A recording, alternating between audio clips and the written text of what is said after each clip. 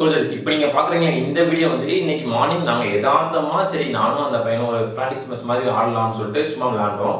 But ஆனா நான் நினைச்சு கூட பார்க்கல. அந்த மாதிரி சம்பவத்த தம்பி பண்ணிட்டாரு. என்ன அப்படின்னு பார்த்தீங்கன்னா, இன்னைக்கு வந்து செஸ் காம்படிஷன் வந்து எஸ்ஆர்வி ஸ்கூல்ல வந்து கனெக்ட் பண்ணாங்க. ஜவுசூன் அதாவது ஜோனல் லெவல் மீட்லாம் கனெக்ட் பண்ணுவாங்கல்ல. அதுல செஸ் காம்படிஷன் வந்து இன்னைக்கு நடந்துச்சு. நடந்ததுல நம்ம ஸ்கூல்ல இருந்து ஒரு 15 ஸ்டூடண்ட்ஸ் வந்து ரெப்ரசென்ட் பண்ணியிருந்தோம். அதுல இந்த பையன் ஒருத்தன். இந்த பையன் நானும் எல்லாரும் மார்னிங் ஏர்லியாவே போயிட்டோம். ஒரு 6:00 எல்லா ஸ்டாஃப் வரதுக்கு முன்னாடி நாங்களே விளையாட போயிட்டோம்.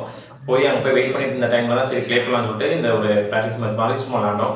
எனக்கு அப்பவே தெரியும். ஏன்னா அந்த பையன் நல்லா விளையாடுவான். அவன் கூட இருந்தாலும் ஒரு எப்பயும் தோக்கறதானு சொல்லிட்டு விளையாடலாம்னு சொல்லிட்டு விளையாண்டோம். ஈவினிங் பார்த்தா அவன் தான் இன்னைக்கு வந்து அண்டர் 14 ஈவினிங் பார்த்தா இன்னைக்கு அவன் தான் அண்டர் 14 கேட்டகரியில் வின்னர். நான் எக்ஸ்பெக்ட் பண்ணவே இல்லை. எனக்கு ரொம்ப சந்தோஷமா இருந்துச்சு.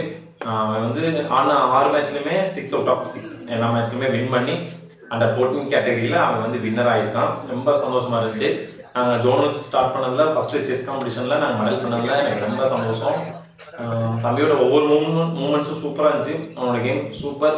நீ அடுத்த டிஸ்ட்ரிக்ட் வந்து இன்னும் நல்லா ரெடி பண்ணி அவனை அடுத்த டிஸ்ட்ரிக்ட் ஸ்டேட் அப்படின்னு சொல்லி கொண்டு போகணும்.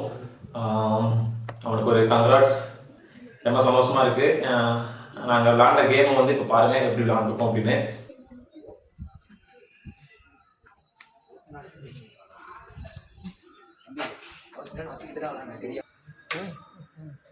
ஆகிட்டியா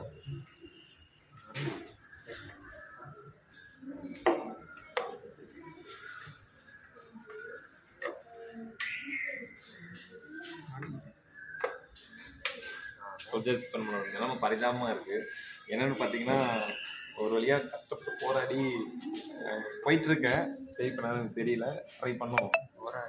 வெற்றியும் தோல்வியும் கலகு. ஸோ பார்க்கலாம். ஐயோ ஒரே இடத்துல முடிச்சுருக்கலாம். சோல்ஜர்ஸ் பாருங்கள், நம்ம பையன்கிட்ட தோற்கிறது ஒன்றும் புதுசு கிடையாது.